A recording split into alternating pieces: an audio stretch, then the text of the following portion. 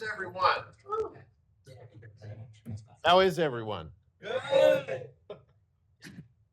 We're going to go ahead and get started. Commissioner Russell and McLaughlin are on their way. And I want to visit with you a little bit about my experiences over the last week or so.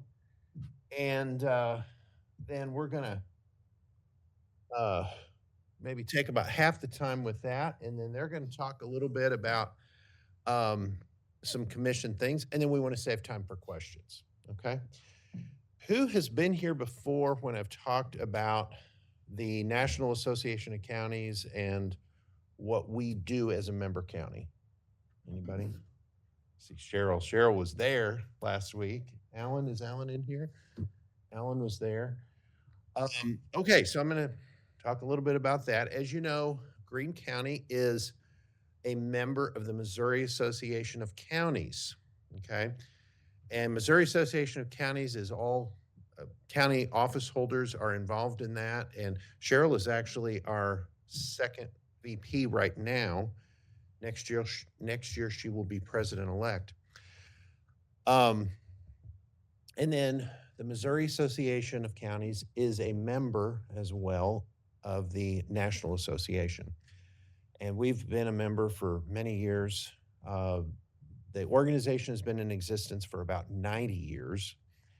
And I'll make this short and sweet, and then we can get into Q&A. But I have stepped into kind of a whirlwind. I'd leave it to me to get into those things. But anyway, I was asked by some colleagues in the summer when one of our, every office holder is part of an association of their offices, like around the state, the Sheriff's Association, the Collectors Association, all of them. So we're also members of the County Commissioners Association, which, by the way, part of the week before last, we were all three gone to the annual statutorily required 3-day county commissioner training so we could all learn how to be commissioners. And I saw Justin walk in. Where's Justin? There he is. Justin knows that we've got to make sure we are there, we sign in, and we do the required hours, and we've got to send him our certificate or he has to hold our paychecks. So the law is the law, right? Anyway, I was at the board meeting. I was asked to join the County Commissioners Association as their legislative member for this part of the state last year, and was at a board meeting back in August and received a text from my commission colleague from Boone County who was sitting next to me during the board meeting and said, "When am I going to get to campaign for you for second VP of National Association of Counties?" And that had not crossed my mind. So also, I'm wondering why in the world is she texting me when she's sitting right next to me? So we broke for lunch. I said, what are you talking about? And then somebody else got me. Well, they apparently had been talking. And so a conversation ensued, which on my end took 3 months. And right before the November election, I gave them an answer and said, I will do it. So I'll run. And one of the things I had to do was talk to my family, because I know that it's another volunteer thing, but it's a very involved role across the country. And or more importantly, I had to talk to these fellows about doing it and whether they thought I should, because it would involve some offloading of responsibilities here. Particularly 2 years in, because similar to Missouri Association of Counties, that has a 4-year leadership track and increased responsibility each year. Our current association president is from Sonoma County, California, and it runs from July to July. And when we gather at the annual meeting in Philadelphia, this July, we'll elect a second VP. He will become our past president. And we'll have our new one, who's currently first vice president, who is a county judge. Same thing as commissioner from Texas. And our current uh, past president, who served last year from Ramsey County, Minnesota, she had last year 269 travel days during the year. And the association pays for that. It's not the county, but um, it's a very involved. And so I really had to consider whether I was going to do that or not. And the reality is, Missouri has not had a president in a long time. She was actually from Boone County. What I was not prepared for was it's actually like a full on political campaign. It's not political, but it is. Um, they have little kind of miniature campaigns. It's not, I wouldn't say it's miniature because you've got to raise some support, nonprofit donations, and all of that. Um, the county pays the membership and travel to the association meetings and the things that we bring back. Some of my current expense is actually covered by the Missouri Association of Counties because I represent all Missouri counties on the board for the state. And so they do pay a portion of that. Um, but I was not prepared for the schedule. So last week was that conference. I was there. I arrived on Friday a week ago and was there. Of course, it runs all weekend and came home Thursday. Well, it was Wednesday at like 1 o'clock. All the flights were delayed. My daughter happened to be working in Northwest Arkansas, and she said, "See if you can get the direct flight, and I'll drive you home." So my wife and I and Cheryl were chauffeured home from Fayetteville and got into Springfield about 1 o'clock. But very, very involved, just meeting and talking with folks. Each state gathers and caucuses and has the candidates in. There's another candidate who's from Wayne County, Michigan. That's Detroit area. Um, and so it's 18, 19, 20 hours a day. I went to the hotel room with 15, when I had a 15-minute gap in the schedule, which was about once a day. I just would go and try to fall asleep and get a minute or two of REM sleep so I could kind of reset for the evening shift. So it's pretty involved, and anyway, I think it might actually happen. I didn't think we could do it, but I was sharing with John and Rusty, things went unexpectedly well, and I'll keep you all posted. But if it does happen, prepare for Greene County to be in the spotlight because, in Missouri, um, whoever is the president, whatever year it is, they host one of the conferences in their area. So, again, the last time, I think it was in the early 80s when Aaron Miller from Boone County was elected, and they had a fall board meeting down at Rock Lake, and people came in from all over the country. So, um, anyway, probably enough about that unless you have questions. I think I've gone about 10 minutes or so. But yes, question in the back.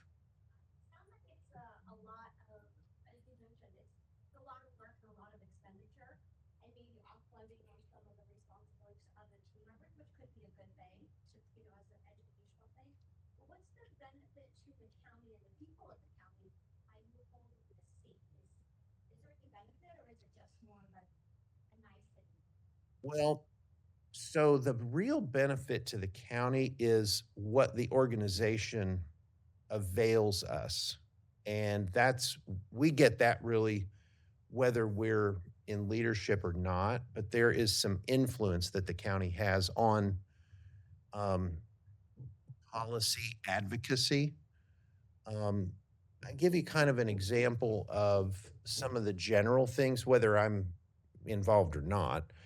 Um, when I first was elected in 2018, Greene County was a member. We had been a member. Commissioner Huff, I think, had gone to a few of the conferences, but we didn't have any money in the budget for going to things and travel. We just had our membership. So I paid my way. I used my timeshare and my airline miles and paid the registration out of my pocket to go to Clark County, Nevada and just see what it was.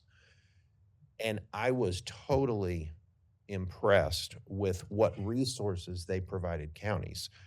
Office holder, department head, employee resources, um, even mass buying opportunities for things like insurance, cybersecurity, you name it, all the things we do uh, on a large scale. And then the connection, because what they do is they're a voice for counties at the federal level. So they've been lobbying to lobbying Congress to tell the county story and defend counties for 90 years. They have a number of steering committees which will collect input from counties, and every state is different the way counties are structured. There's different things that counties deal with in each state. Like, for example, in California, they handle a lot of the health care at the county level, where here it's the state and the hospitals. They handle a lot of the social services as well. Um, so access and advocacy to the Congress really flows out of those steering committees and what they decide to put forward as a policy. 9 times out of 10, that is, I'll just kind of sum it up. It's please leave us alone and don't do things to us.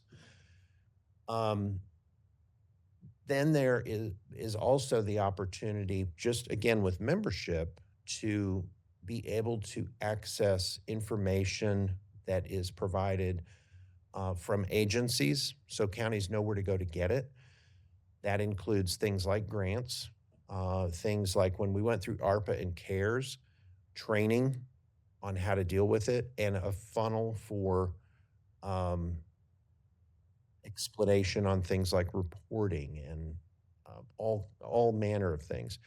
One of my colleagues from up on the Iowa line, a county clerk, she went. She paid part of her way. Her county really didn't have money to send her, but she, on her first time to the legislative conference, and she found a grant that they would not have known about, and she was able to successfully apply for that and to put a new roof on her courthouse. And so, more than paid for it, but that's just kind of one example. Now, as far as folks being in leadership, there are many places for leadership. This is just one. The steering committees all have chairs. They have members that are appointed. The there are several caucuses within the association, so the rural counties will kind of get together and talk about issues that they deal with. The urban counties around the country, like Los Angeles County, Philadelphia County, Cook County, Illinois, they will talk about their issues. It's mostly population based, so I go to both of those because we fit right in the middle. Our membership is not in either one. We have 300,000 people. So, but as far as specifically with the leadership, whoever the sitting president is appoints the people to the steering committees, appoints the chairs, and that is generally that mouthpiece for the association to Congress. So it would provide the county, not just Greene County, but Missouri, a larger seat at the table and some influence on a lot of that. A little bit more visible. So, anybody else? Questions? All right. Well, we can talk about more of that. I will keep you posted. Again, it wasn't something I was expecting, but yes. The election is at the annual meeting in Philadelphia, which is July 11th to the 14th.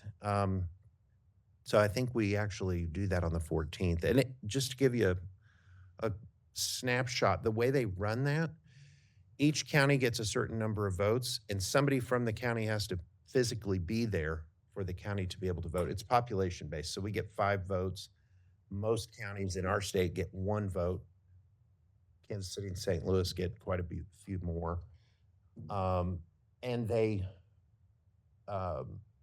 each county designates who's going to cast this. But we go into this huge convention hall, and it looks like a political convention because you sit by state, you have the signs with the names of the state, and then they call it out. They pull the state randomly out of a drawing. So it's kind of crazy, and everybody's running around trying to do their thing. My first time I was there, I was kind of just taking it all in. So, but we'll know by July. And then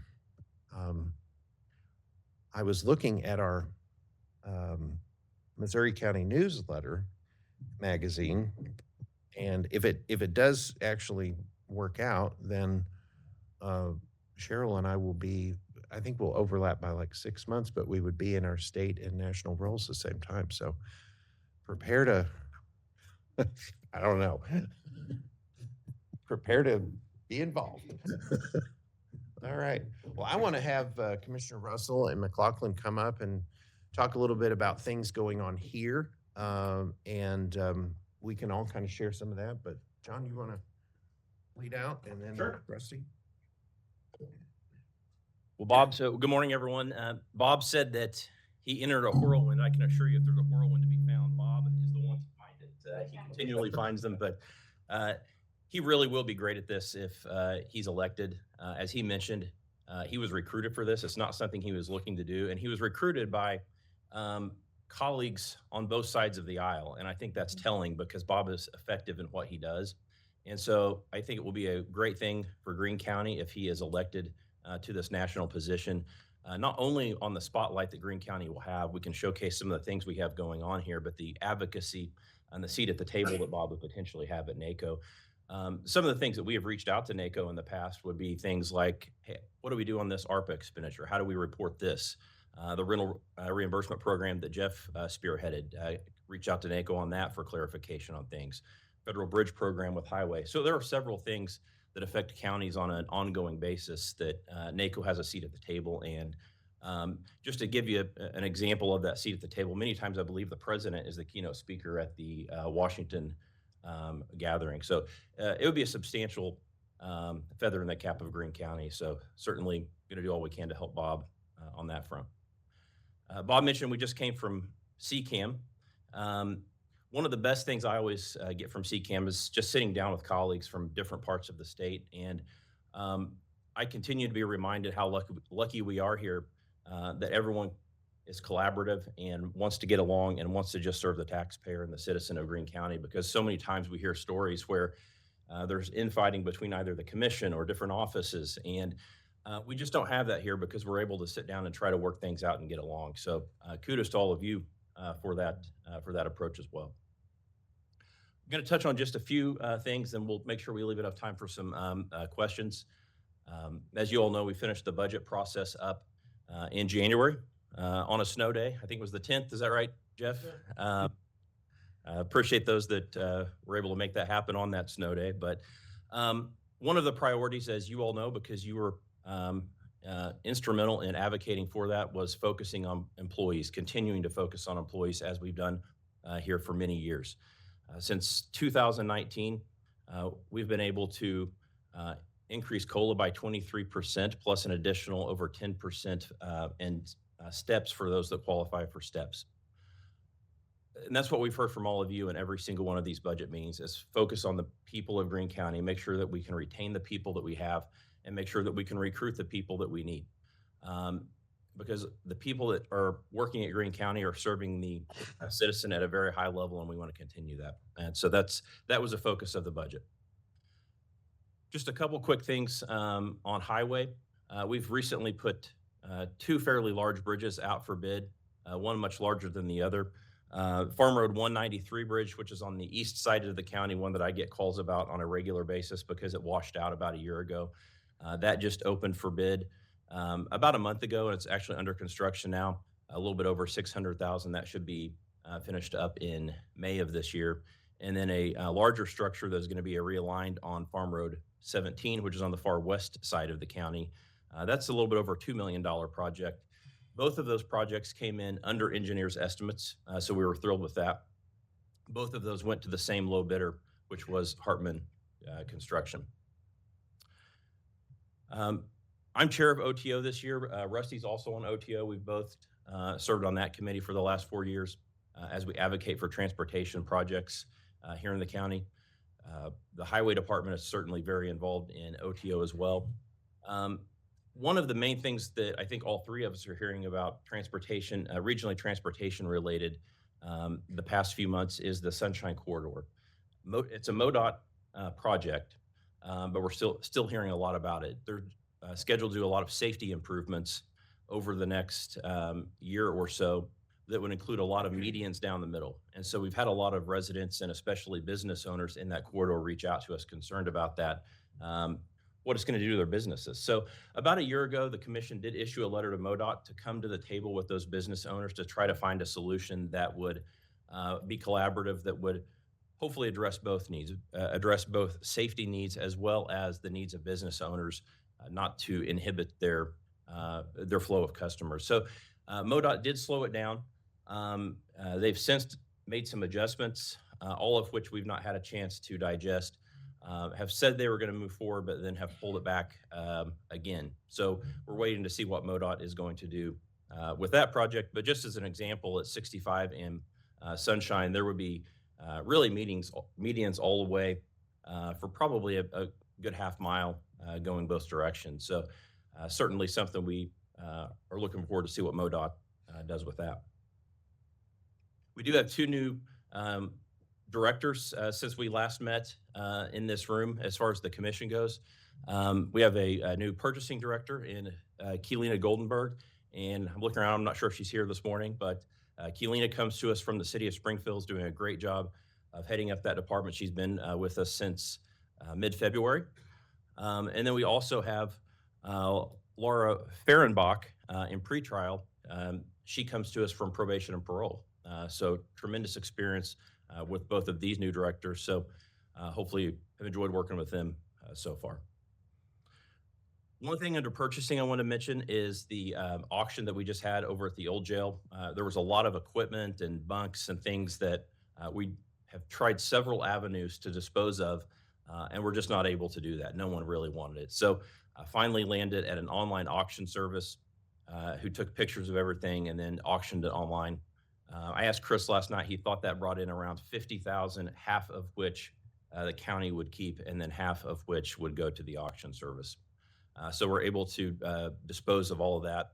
Purchasing department worked overtime on that project. Literally, they were here on a Saturday to try to make that go smoothly. So appreciate that, and we're glad we're able to free that up so that we can continue the project and move forward there. And I won't steal the thunder of the assessor or the collector, but DevNet is a new contract that we just entered into late last week. Something I know that those two offices have been collaborating about for a long time. And it's going to be a software system that really integrates their offices in a better way. And IS has been involved with this from the very beginning. I think you guys have been working on this for at least a couple of years to try to vet which software system made most sense for both offices. So it's a big investment for the county, but I think it will definitely streamline services. So I won't go into more detail because I'm sure you guys will share that on another day, but certainly excited for both of your offices in that regard. Something that we passed late last week at a commission briefing is an email signature policy. This is going to apply to all commission departments, and we're also urging all office holders to also adopt it. The basis behind this is that many large organizations, and Greene County's large organization, have a consistent professional look coming out of their organization. And so we passed an email signature policy, whereas all commission departments, and again, urging office holders to adopt a concise, consistent look so that we look professional to both citizens, anyone else we might be dealing with in the public, and just internally. We didn't have any questions when we raised it online, but if anyone has any questions about that, certainly reach out to us directly. And then I'll just say thanks to everyone who dealt with the winter weather. We had a lot to deal with the past month or so. You have OEM, highway, resource management, sheriff's department. Many others I'm sure I'm missing that are involved in coming in when others didn't necessarily have to, and appreciate everyone doing that, and really just did a great job of taking care of the county and taking care of the citizens. So appreciate that. All right. I'll jump back and start a little bit with CCAM. I've got to tell you, it's an honor to serve alongside these two guys. When you go to a place like CCAM, you see a wide range of people and behaviors, and we handle ourselves professionally. It's good to know that all three of us feel that way. We want to represent the county well, our families well, our faith well, and we behave and act in that manner. You don't see an awful lot of that. In fact, maybe the problem is only 20% create things that would be embarrassing to their county, but it feels like a lot more than that. I will also say many of the counties are third-class counties. We did forget our bib overalls and our John Deere hats. It was new this year, but there was a lot of that going on. And a third of them were brand new. Yeah, absolutely. Yeah. But you do hear a lot of things going on in counties, and it is a privilege to work for Greene County and to be a part of this team, the greater team, because we do get along so well as a larger team. It does show well, reflect well on us at the state level, and now really at the federal level with John or Bob representing us at that level. So I'll speak a little bit to the campus planning. As you know, my background's in construction, so I get very excited when we talk about campus planning.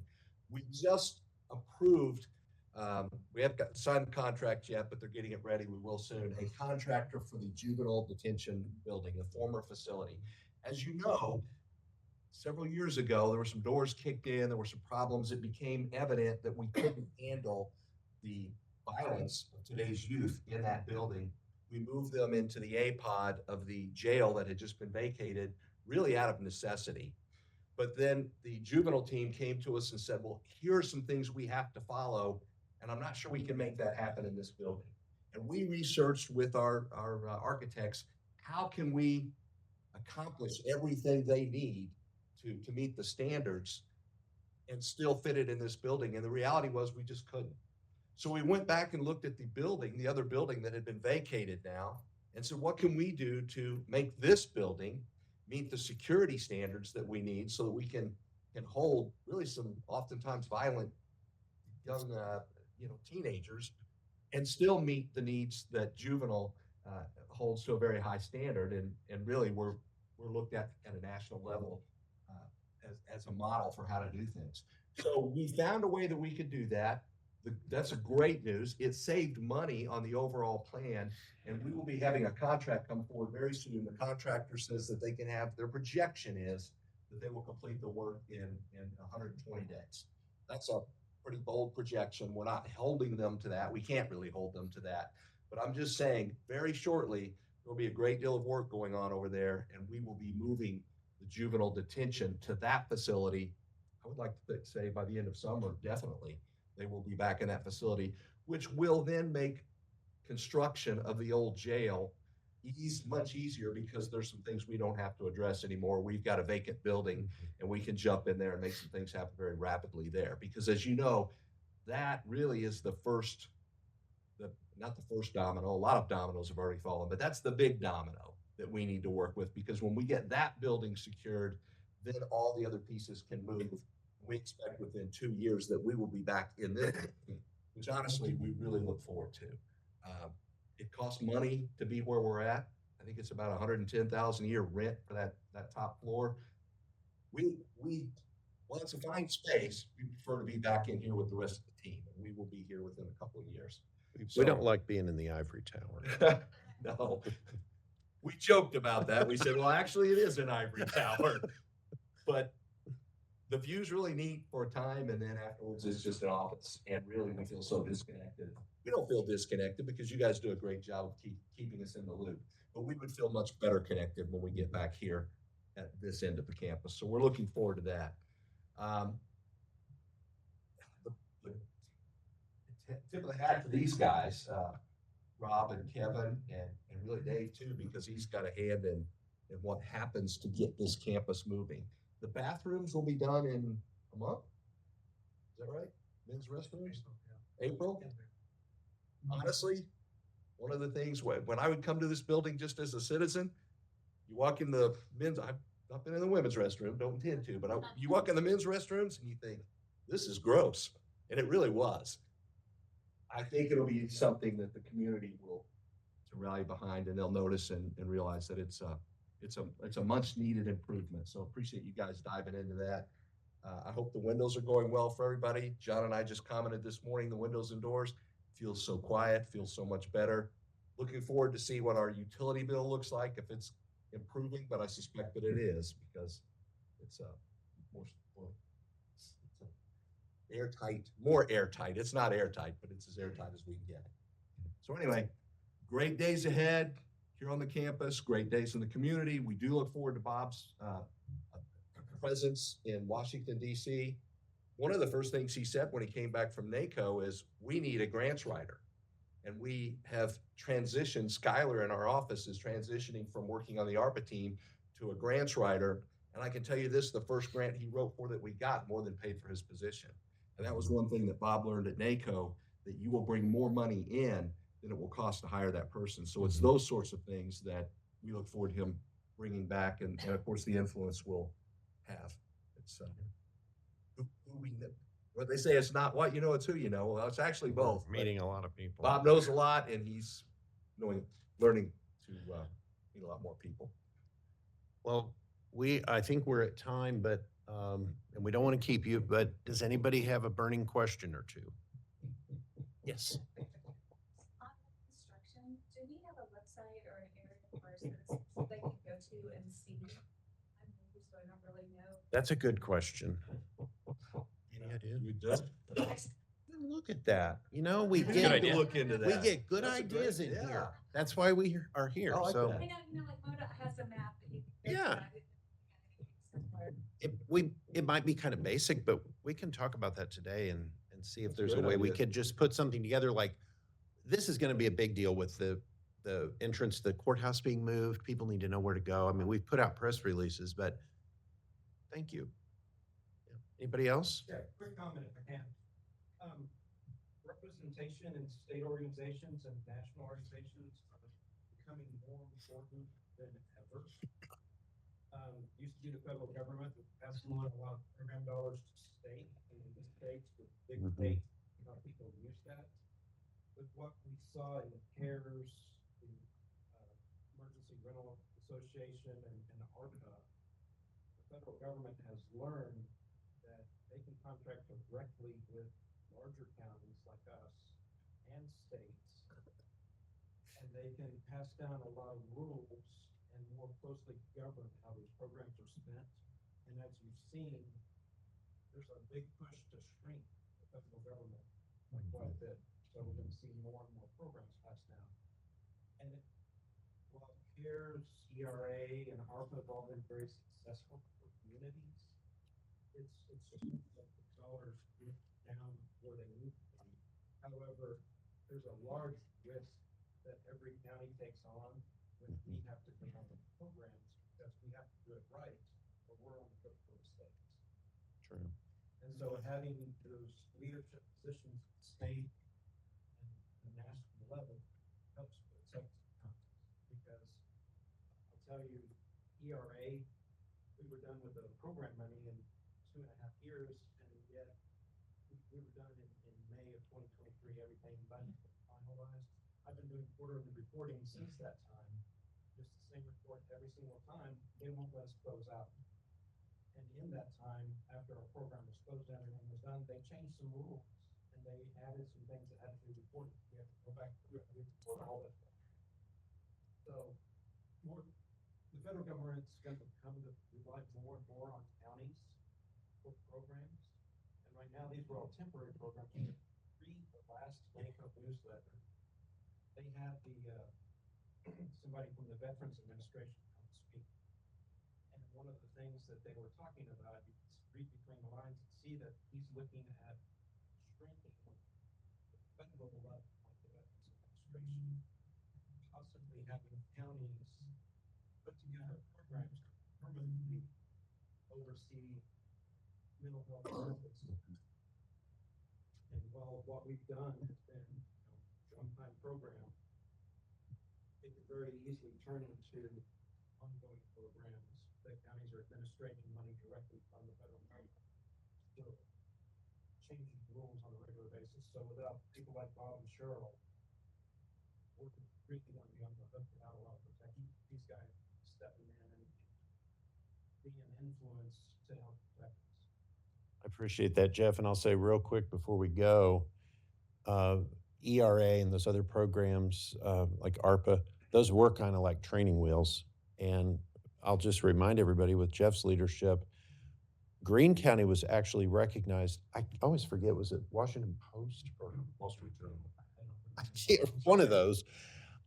We were called out because a lot of the money didn't actually get to the recipients across the country. So the U.S. Senate was having hearings and they're talking about all this stuff.